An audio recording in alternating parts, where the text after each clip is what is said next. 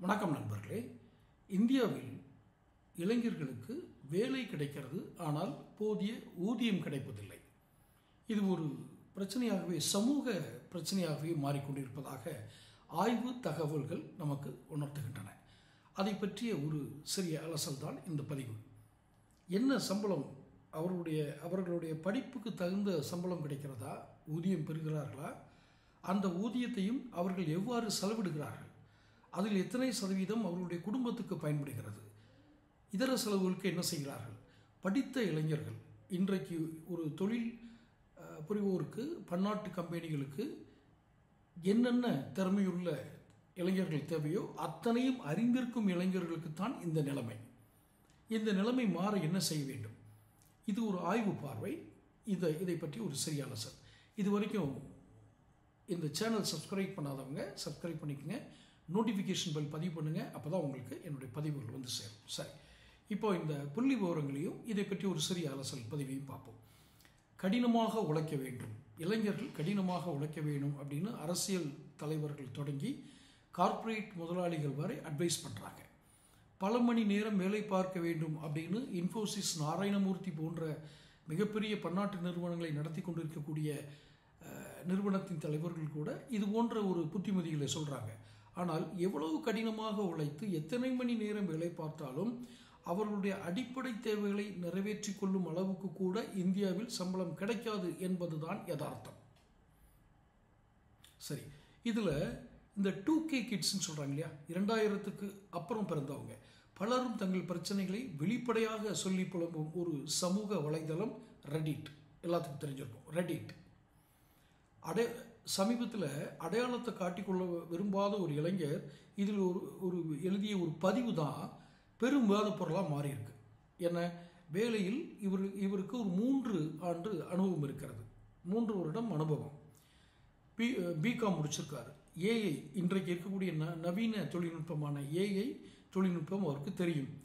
இன்றைய வேலை மார்க்கெட்டுக்கு தேவைப்படும் அத்தனை ட்ரெண்டுகளும் அவர் அறிந்திருக்கிறார். ஆடிட்டிங் நிறுவனத்தில் 1 ஆண்டு வேலை பார்த்துருக்காரு, 1.25 ஆண்டுகள் ஒரு பன்னாட்டு நிறுவனத்தில் வேலை பார்த்துருக்காரு. ஆனால் வருடத்திற்கு 3.5 லட்சம் ரூபாய் கூட அவரால் சம்பளம், வருட வருமானம் 3 லட்சம் ரூபா கூட இல்லை. கிட்டத்தட்ட 100 வேலைகளுக்கு விண்ணப்பம் செய்து பார்த்து விட்டார். ஆனால் தற்போதைய சம்பளத்தை விட அதிகம் கிடைக்கல. இளைஞர்கள் குறைந்த சம்பளத்துக்கு வேலை பார்க்க வேண்டியிருக்கு, அந்த சம்பளமும் பெரிதாக உயர்வதில்லை, பெரிய மன அழுத்தத்தில் தான் நாங்கள் இருக்கிறோம் அப்படின்னு அவர் எழுதியிருக்கார்.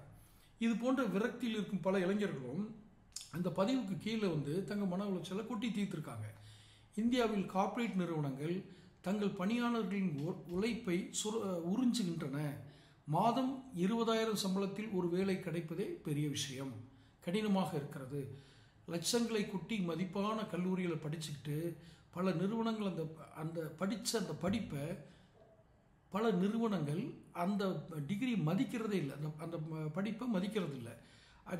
அதாவது அவர் என்ன சொல்கிறாரு, பிகாம் படிச்சுட்டு உங்களுக்கே இந்த நிலைமை, ஆனால் நான் மாஸ்டர் டிகிரி முடித்து அதே சம்பளம் வாங்கிட்டு இருக்கேன், உங்களை விட 2 வருஷம் கூட படிச்சிருக்கேன், ஆனாலும் எனக்கும் இதே நிலைமை.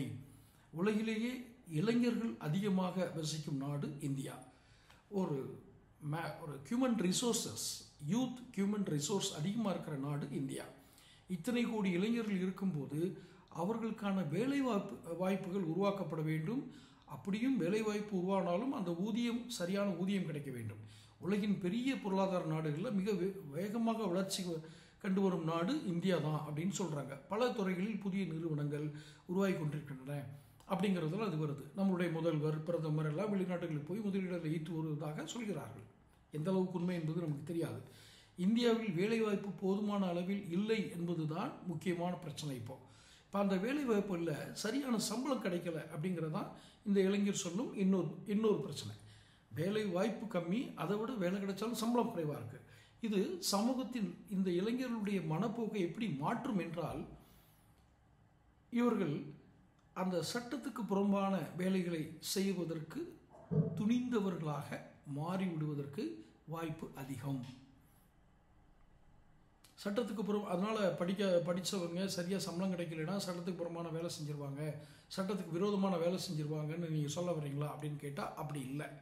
ஆனால் இதற்கான வாய்ப்புகளை இது உருவாக்கிவிடும். இதே பிரச்சனையை புள்ளி விவரங்களாக ஏற்கனவே பல பேர் பேசியிருக்காங்க. இதில் வேலை வாய்ப்புகளை உருவாக்கி தரும் தளம் அப்படின்னு, அதாவது ஒரு பிளாட்ஃபார்ம் ஃபவுண்ட் இட் பல்வேறு துறைகளில் பல ஆண்டுகளாக பணிபுரியும் மாத சம்பளக்காரர்கள் சுமார் 5000 பேர்கிட்ட ஒரு ஆய்வு நடத்துகிறாங்க. அதில் சரிபாதி 5000 பேரில் சரிபாதி பேர் உழைப்புக்கேற்ற அளவுக்கு சம்பளம் கிடைக்கல அப்படிங்கிறது தான் அவங்களுடைய புலம்பல். வெறும் 28% பேர் மட்டுமே 3 ஆண்டுகளில் கணிசமான அளவு சம்பள உயர்வு கிடைத்ததாக சொல்லியிருக்காங்க. மற்றவர்கள் அனைவரும் கிடைக்கும் சம்பள உயர்வை விட விலைவாசி உயர்வாக இருக்கிறது. இது முக்கியமான ஒரு பாயிண்ட். நீங்கள் விலைவாசி உயர்வுக்கு ஏற்ப ஊதியம் கூடுவது அரசு ஊழியர்களுக்கு மட்டும்தான். அப்போ மற்றவர்களுக்கு, தனியார் துறையில் வேலை செய்பவர்களுக்கு, அமைப்பு சாரா தொழிலாளர்கள் என்று சொல்லக்கூடிய அந்த லேபர்களுக்கு இந்த மாதிரி சம்பளங்கள் கிடைக்கிறது இல்லை. விலைவாசிக்கு ஏற்றது அப்படின்னா அரசாங்கம் டிஏ பில்லை உயர்த்தும், வருஷம் ஒரு கமிஷன் போட்டு, பே கமிஷன் போட்டு அவங்க உயர்த்துவாங்க. ஆனால் இது தனியார் நிறுவனங்களுக்கு பொருந்துவதில்லை. இது ஒரு விஷயம். மாத சம்பளம் வாங்கும் பணியில் இருப்ப இந்தியர்கள் வருமானத்தை எப்படி செலவழிக்கிறாங்க அப்படின்னு ஒரு ஆய்வு நடத்தி பார்த்தா, பெர்ஃபோர்ஸ் மற்றும் PwC இந்தியா அப்படி நிறுவனங்கள் இணைந்து ஒரு ஆய்வு நடத்துகிறாங்க. அதன்படி வாங்கும் சம்பளத்தில் 1/3 பங்கை EMI மாத தவணை கட்டும் வங்கிகளுக்கு, வங்கி சாரா நிறுவனங்களுக்கு மாத தவணை கட்டக்கூடிய ஒரு வாய்ப்பு, ஒரு நிர்பந்தம் அவர்களுக்கு இருக்கிறது. EMI எது கட்டணும்? வீடு, காரு, அல்லது அவங்களுக்கு வீட்டுக்கு அந்த அத்தியாவசிய செலவுகள் கூட பர்சனல் லோன் வாங்கியிருப்பாங்க. இதுக்கே 1/3 பங்கு. அப்போ அத்தியாவசிய குடும்ப தேவைகளுக்கும் 39% தான் செலவிடுகிறாங்க. சேமிக்கவும் இதர செலவுகளுக்கும் அவங்ககிட்ட மிஞ்சி இருக்கிறது 29% தான். உலக பொருளாதார அமைப்பு சமீபத்தில் வேலைகளின் எதிர்காலம் குறித்த இந்த ஆண்டுக்கான அறிக்கையை வெளியிட்டிருக்கு.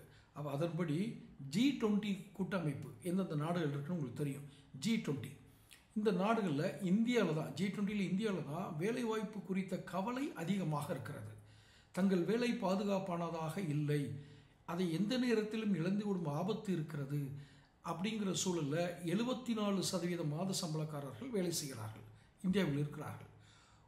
ஒரு ஒப்பீட்டுக்கு பார்த்தால் தென்னாப்பிரிக்காவில் இது வெறும் 24%, அமெரிக்காவில் 4% தான். ஒரு வேலை என்பது நிறைவான சம்பளமும் போதுமான மகிழ்ச்சியும் தரும்போது தான் அது தனிநபர்களையும் வளர்க்கும், அந்த நிறுவனங்களும் வளரும். இது எல்லோரும் இணைந்து யோசிக்க வேண்டிய ஒரு சமூக நிகழ்வு. இதை குறிப்பாக பார்த்தீங்கன்னா, இது ஏதோ ஒரு போகிற போக்கில் படிச்சுட்டு போகிற ஒரு செய்தி அல்ல. சமூகத்தில் பல பெரிய தாக்கங்களை ஏற்படுத்தும். பொருளாதார குறைவு, போதிய ஊதியம் கிடைக்காமல் போவது என்பது மிகப்பெரிய தாக்கங்களை ஏற்படுத்தும். சமூகத்தில் சட்ட ஒழுங்கு ஏற்றத்தாழ்வுகள் ஏற்படும்.